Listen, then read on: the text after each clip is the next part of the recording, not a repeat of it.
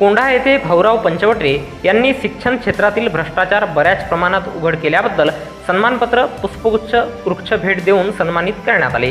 Press संपादक आणि पत्रकार सेवा संघटनेचे राज्य सरचिटणीस तथा अखिल भारतीय ध्रुवतारा अपंग क्रांतिकारी सामाजिक संघटनेचे राष्ट्रीय अध्यक्ष संजीव भांबोरे यांच्या वाढदिवसाचे औचित्य साधून भाऊराव पंचवटे राहणार कोसरा कोंढा जिल्हा भंडारा यांच्या सन्मानपत्र, पुष्पगुच्छ, वृक्ष भेट देऊन कोंढा येथे दिनांक 20 जून 2024 रोज गुरुवारला सकाळी 10:30 वाजता सत्कार करण्यात आला।